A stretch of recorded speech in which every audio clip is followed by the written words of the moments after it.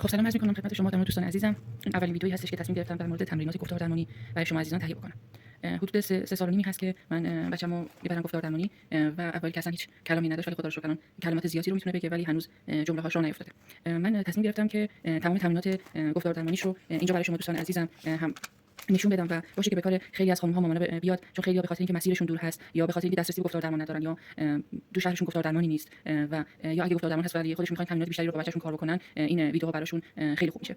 من تصمیم گرفتم تمام جلسات گفتار درمانی رو از اول از ابتدا که رفتم و پسرم رو بردم همه رو اینجا برای شما عزیزان توضیح بدم و بگم. البته اینو باید همون ابتدا گفتم که هر بچه‌ای بر اساس خودش، بر اساس چیزهایی که میدونه، بر اساس اون شناخت و درکی که داره گفتار درمان براش مطالب رو تمرین‌ها رو می‌نویسه. حالا ولی اکثرا همین روتینه، یعنی اگه بچه‌تون مثلا اعداد رو بدونه، اعداد رو بتونه بشمره، بعدش میرسیم به مفاهیم اعداد، بعدش به شناخت اعداد. اینطوری کم کم جلو میریم و تا اینکه بتونه بشمره و مفهومی که 2 تا بده 5 تا بده رو هم یاد بگیره. حالا من مثال‌های زیادی رو اینجا من دارم که برای شما دوستان بگم. این 2 تا تمرین، این 2 تا دفتر رو دارم مربوط به کار گفتار درمان هستش. البته کار درمانی هم من بردم. تمرینات کار درمانی رو هم اگر خواستید اونها رو هم براتون توضیح میدم، موردی نیست و امیدوارم به خیلی از بچه‌ها کمک بشه این مطالب بیشتر باشون کار بکنید که زودتر راه بیفتن.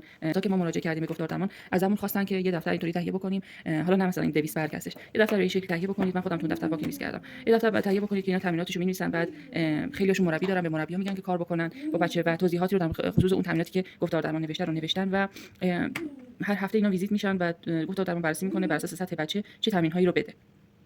اول باید گفتم که همه اینا رو توضیح میدم. مثلا اول باید رنگا رو بشناسه، بعد چند رنگ از 2 رنگ شروع میکنن. باید شکلا رو بشناسن، از چند شکل استفاده میکنن، از 2 شکل، دایره و مربع. کم کم، یعنی خیلی خود نرم جلو میرن، یعنی خیلی کم کم. شاید اصلا بچه شما تو 2 هفته دایره یاد نگیره یا تو 3 هفته اصلا رنگ آبی رو یاد نگیره، اصلا تشخیص رنگ نداشته باشه. اینا رو همه رو گفتار درمان تشخیص میده و بر اساس تشخیص گفتار درمان جلو میره. من خودم یه سری کتاب‌ها رو هم برای بچه‌م تهیه کردم. البته گفتار درمانشون فقط گفتن این فرهنگ مصور همخوان‌ها رو تهیه بکنید که من اینو تهیه کردم و بعضی وقتا با پسرم میشینیم شکلاشو رنگ میکنیم که بیشتر مثلا براش واضح‌تر بشه. رنگا رو هم مثلا بدونه که ستاره زرد رنگ، درخت‌ها سبز، بخاری‌ها اکثرا قهوه‌ای ان. اینا رو باید براش توضیح بدید، با هم دیگه حوصله بکنید اینا رو انجام بدید.